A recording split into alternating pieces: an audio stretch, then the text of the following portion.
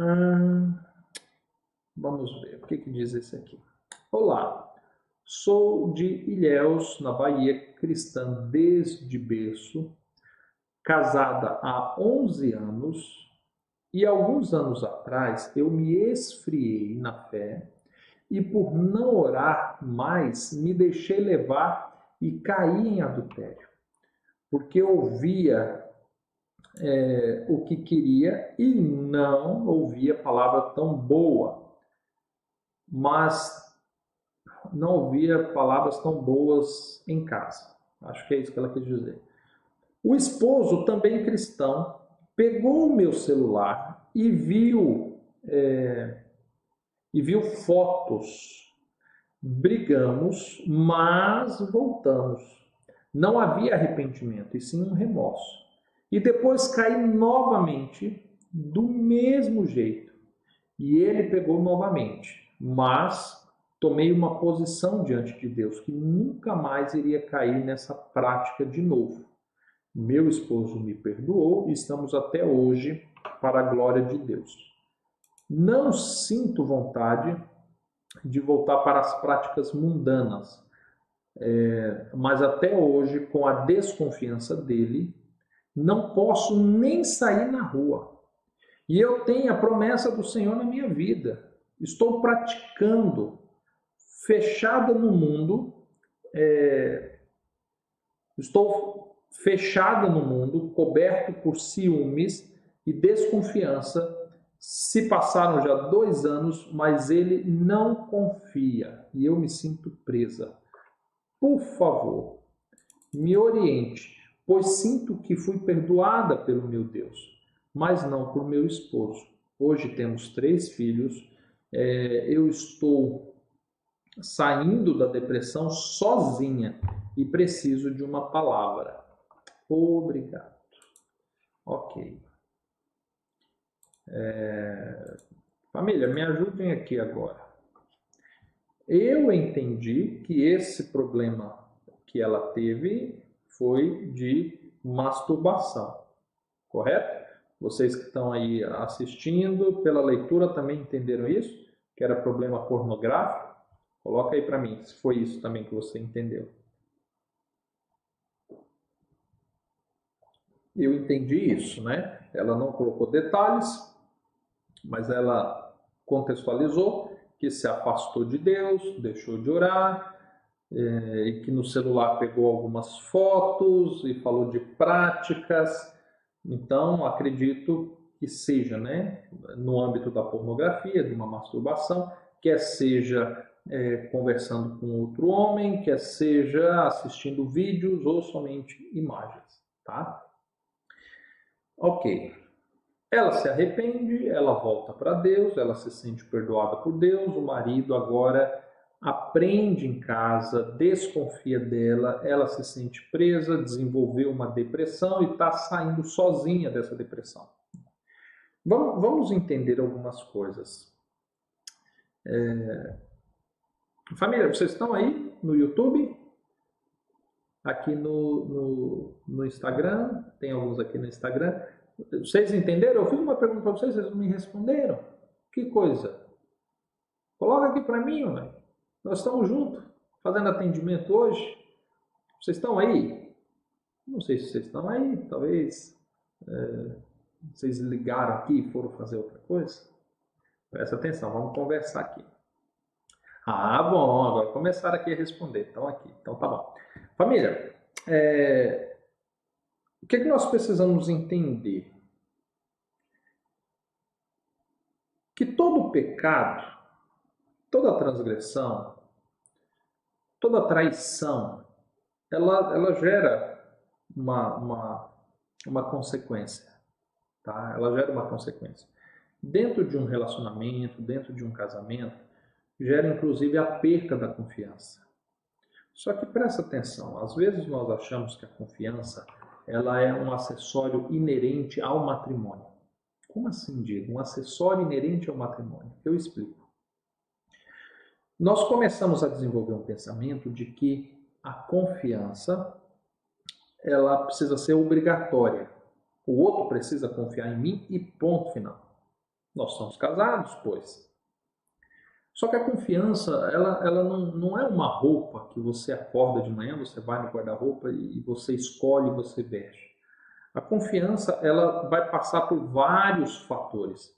Você precisa, você precisa de fato conquistar a confiança da outra pessoa.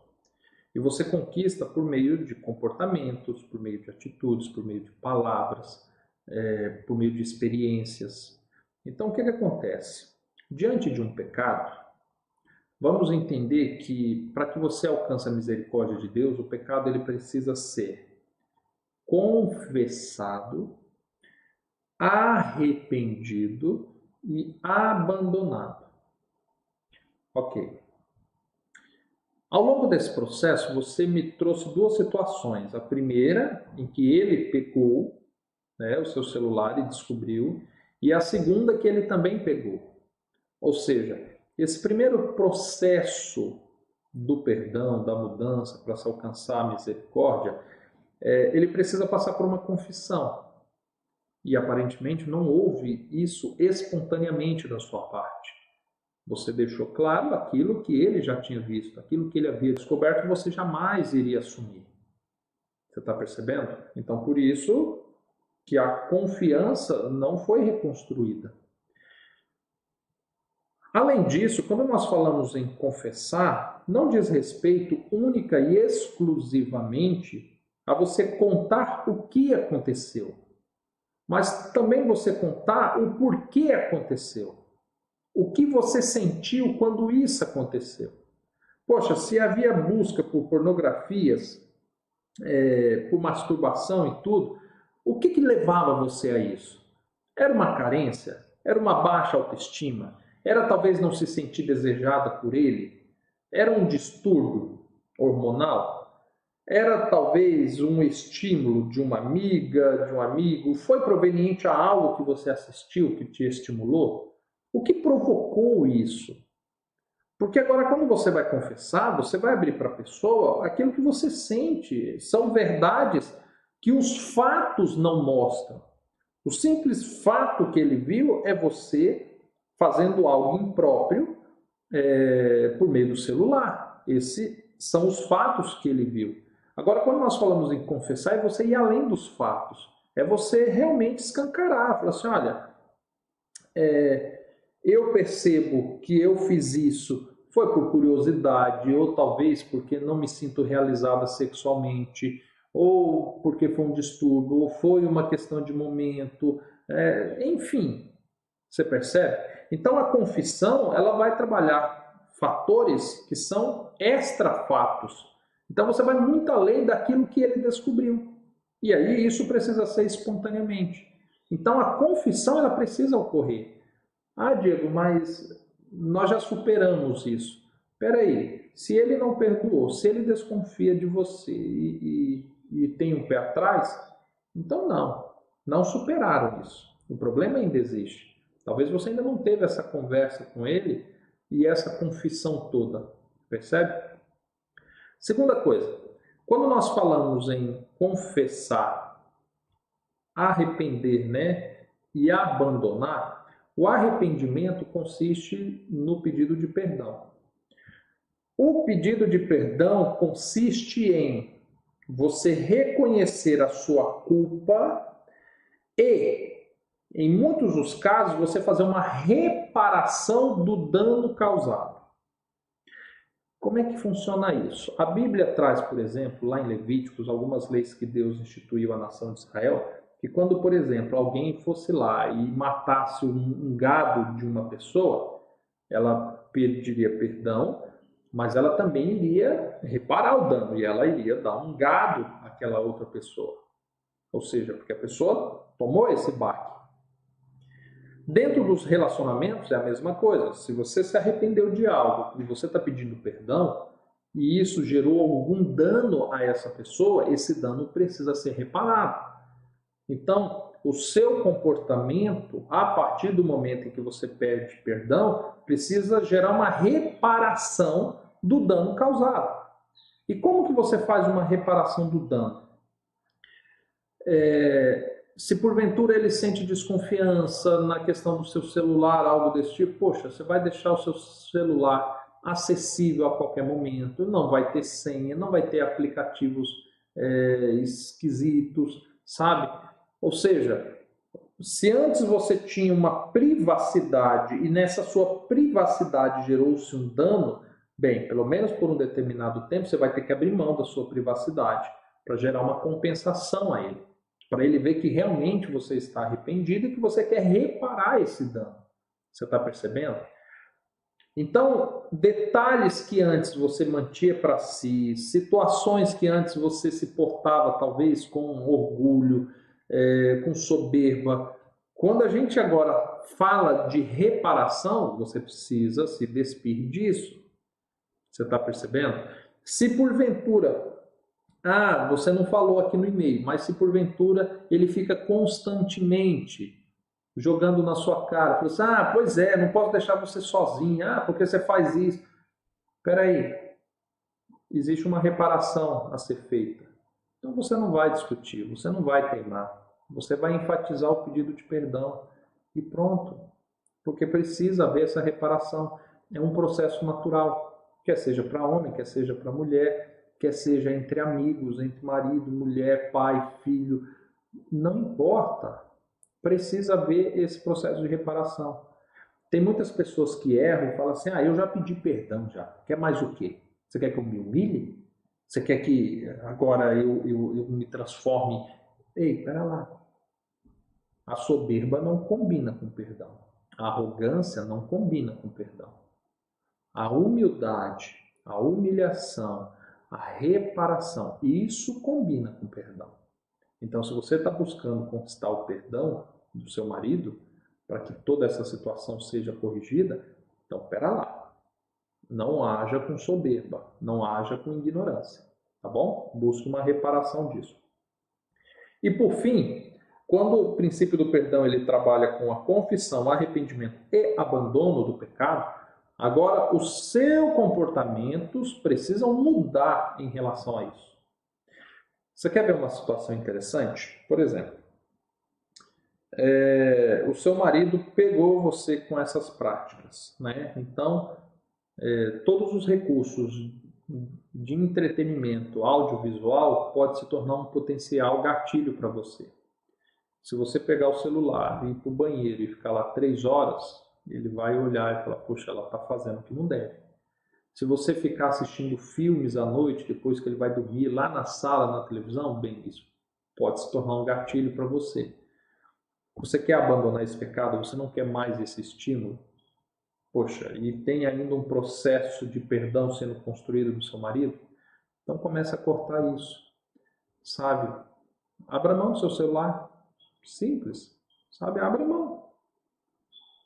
Diego, em pleno século XXI, você está propondo a alguém abrir mão do seu celular?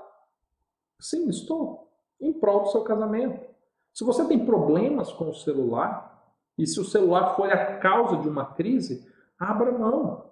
Chega no seu marido e fala assim, meu bem, pega aqui o meu smartphone, o meu iPhone, o meu sei lá o que fone, e troca para mim por aquele celular pretinho de antigamente, sabe?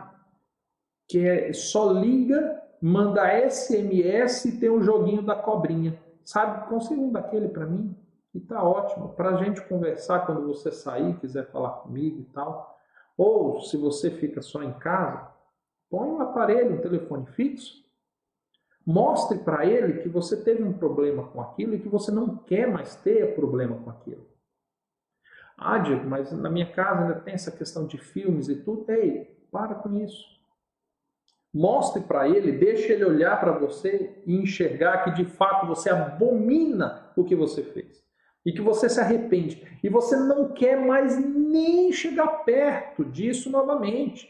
Deixe claro isso para ele por meio dos seus comportamentos. Para que ele olhe e fale assim, bem, realmente a minha esposa, ela se arrependeu. Ela mudou. Ela nunca mais fez isso. E ela foge de qualquer possibilidade de fazer isso novamente. Agora você começa a reconstruir o processo da confiança. Você está entendendo? O grande problema nosso é que nós cometemos um erro, A gente mal pede um perdão, principalmente quando somos descobertos nesse erro. A gente mal pede perdão. E se nós percebemos que a pessoa não está lá conseguindo nos perdoar, a gente manda logo a merda. Desculpa, tá? O palavreado. Mas a gente manda para o inferno. A gente fala, ah, não, a pessoa aí agora quer que eu fique me humilhando. Ah, ele não erra, não. Ah, ele é santinho também, né? Não, porque ele só olha os meus erros. Bem, pera lá. Não é assim, sabe? A gente precisa realmente se esforçar para conquistar o perdão do outro. A gente realmente precisa de um empenho grande para conseguir fazer com que o outro perceba o nosso arrependimento e a nossa intenção de mudar. Agora, se eu não estiver disposto a isso, então significa também que eu não me arrependi. E se eu também não me arrependi, não faz diferença a opinião do outro. E se a opinião do outro não faz diferença, seja bem-vindo ao deserto, porque agora o teu casamento vai entrar em crise. E um adultério, uma separação, um divórcio, está pertinho de acontecer. Se o divórcio fosse uma senhora, eu diria que essa senhora já sentou na sua sala, já pediu um chá e ela já pegou umas agulhas e já está tricotando sentada lá no sofá da sua sala.